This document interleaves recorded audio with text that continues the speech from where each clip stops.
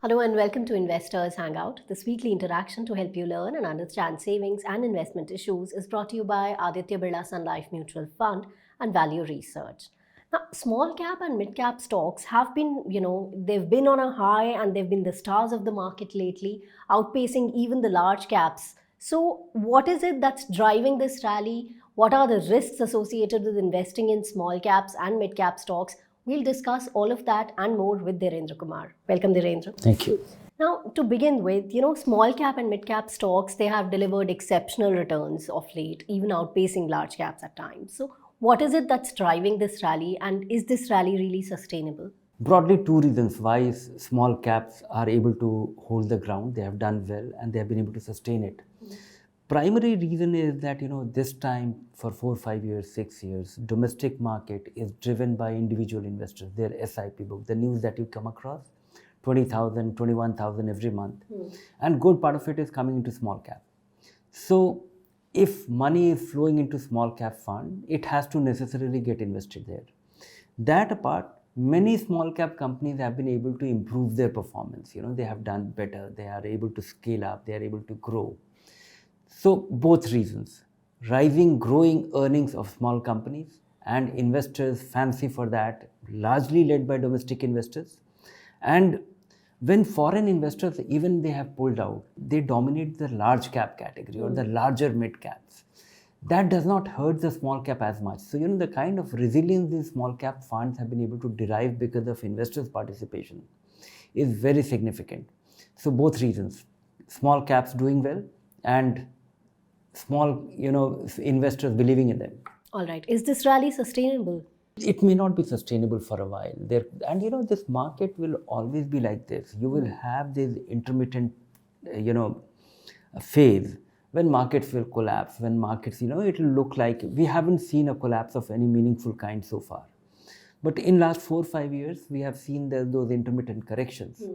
And if these small companies, they keep getting money the way they are, and which will keep getting invested in the small cap stocks, there is a possibility that some of these companies, the valuation may cross well beyond its justified limit, and the framework may go out of whack, and that is when one should worry about. But I don't think, here's a very large universe. There are a large number of companies listed in India. The kind of optimism that drives them, the kind of performance that is driving them, and in between the small cap universe, the good thing is that the universe is so large that if 100 companies falter, all the portfolios will not go haywire. When it comes to large cap, if 5 companies falter, all the stock market crumbles. So I'm hopeful that it may turn out to be not as bad as people are expecting. And if and the kind of investors pouring money, the individual investors coming with their SIP, that I think is very comforting.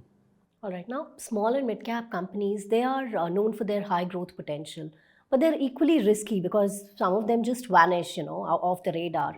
So, what are the biggest risks that investors should be mindful of, or is there a way to mitigate those risks? Small cap companies are risky for the same reason that you're saying, that some of these companies, they're small and they will not be able to withstand the cyclicality of the market. If there is one company is faced with a very high interest rate or some change in the regulations or some change in the market dynamics, if there's export unit or something like that, small companies are more vulnerable, they can die. That is one part. The second part is that many of these small companies, they could be too richly valued today. And because they have grown faster, 100 crore revenue can grow to 200 crore, can grow to 400 crore, can grow to 800 crore. And after that, will it grow to 1600 crore?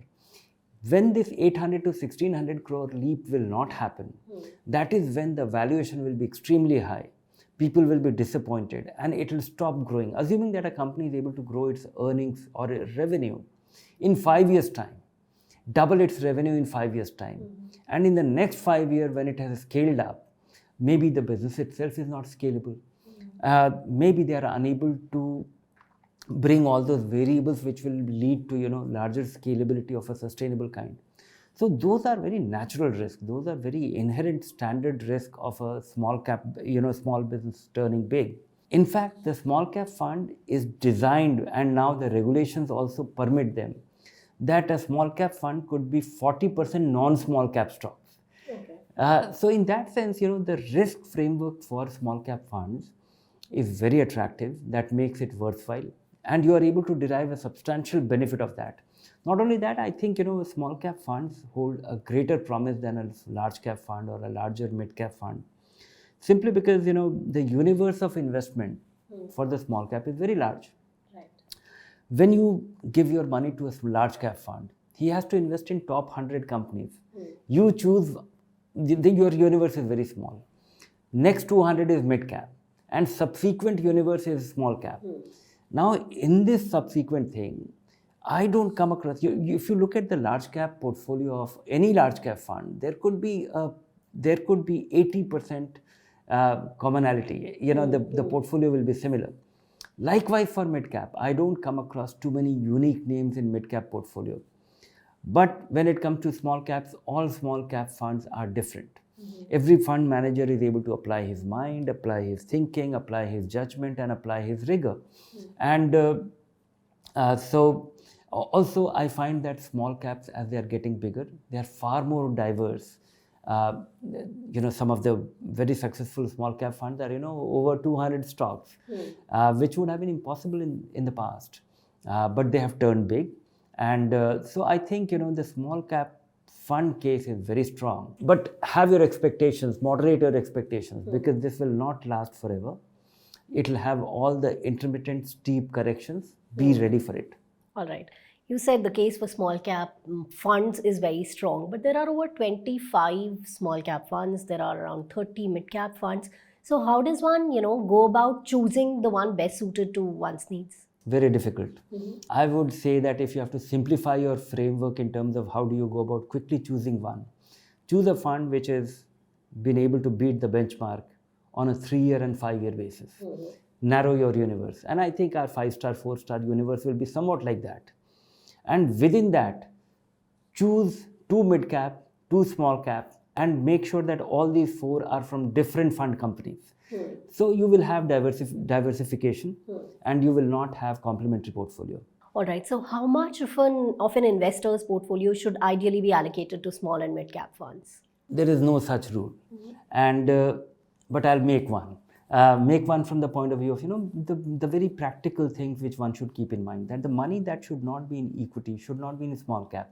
So the money which you need in 2 years time, 3 years time, 4 years time should not be in equity, or should be put very conservatively. The money which can be put in equity is the money which you are unlikely to need in the foreseeable future. It is going to support your income, or you could be a retired person, but you will get your pension from your employer and you don't need to consume it, so that money can also be in equity. Now, how much of it can be in small cap and mid cap is a matter of your experience. It's a matter of your experience. So one is to decide how much of your money can be in equity. If you are used to it, if you have been investing for 5-10 years, if you know that okay, this market madness will remain, and you have got very used to it, you don't mind stocks, your portfolio going down by 20-30%. In fact, you feel happy sometimes, that, or you are just not unnerved by that. You can well have 70-80%. If you are carrying a small cap portfolio, I know many investors who know their companies very well. They understand where they have invested. They are not, because when you don't, the biggest risk comes from not knowing what you are doing. When you have invested in a company, or when you have, and in case of mutual fund, you don't know where you have invested. But the diversification is able to moderate your decline much better. Right. It is able to provide you a much better, superior, a shock absorber, so to say. That you can have many companies which go down in value by 70-80%. You don't come across a mutual fund, a small cap fund. Of course, the small cap funds have also gone down by that to that level once in a while, but they can go down, but not extremely. If you are comfortable, if you are used to, if you are acclimatized investing for 10 years, you can well be 60-70% into small cap. I would rather ask this question, that who should not invest? Investor who is investing for the first time. If you have started investing in the last 2-3 years, if you have not seen a big decline, you should not consider a small cap, simply because the returns are good. They will actually tot up, they will in the list. When you look at value research online, you go to the category watch and look at small caps will always be at the top, and that will tempt you. But avoid it, simply because you are just looking one side of the story. The return and the risk is not visible here. So first 5 years of your journey, don't invest in small cap. Once you have seen a big decline, then you are ready for it. If you have a kind of money, a money which goes down, and there are different people with different temperament. There are retirees, there are people in their retirement, old people who are very aggressive because of their context, because of their situation, that they don't need to, take the capital from their investment. There are young people who have immediate need. They have some serious goals, important goals in 2-3 years from now, and they could be conservative. So you can't really have you can't a bunch rule. them into. You can't bunch them. That old people do this, young people do this. No, it's entirely it should be guided by your goal and your own experience. Have small cap in limited quantity, if at all.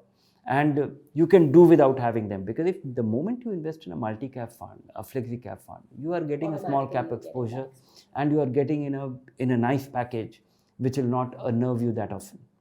All right. Now, somewhat related to this is today's viewer's question. Now, Satish Bansal says, I've been investing in mutual funds for a long time. My style is aggressive, and I don't panic during a market fall. So I didn't withdraw during the COVID-19 drop. Now, he goes on to ask, with a 20-year investment horizon, what will be the pitfalls if I invest only in mid and small caps? If he is investing regularly, and if he is investing with this time frame in mind, 10 years and more, I don't think there is a pitfall. COVID was a very brief period. That was a steep decline, but it was not a decline which many investors were unable to. If you have to really look at the decline, you should look at 2008 decline. From January 2008 to October 2008, many small caps, mid caps went down by over 60%. And the COVID reversal was very sharp. 2008 reversal, it took longer, 2-3 years time, or 18 months time. So you have to see that it could be a test of patience. It could be very unnerving. You have seen, and more so once you have seen with great anxiety and great happiness, the peak level just before the big decline. So before you certify yourself, think of what could be, because look at your real situation. When will you retire? When your child will get into college? When do you need the big things? And if you have provided for, if you have sufficient margin of safety, then you can well take the risk, because our risk-taking capacity goes down dramatically based on our situation. You could be risk-assuming person, but if you need the money 3 weeks from now, that is not the money you want to take risk with. All right, with that, it's a wrap on today's episode. Keep watching The Space for more information. If you like the show, do subscribe to our YouTube channel. Take care. Bye for now.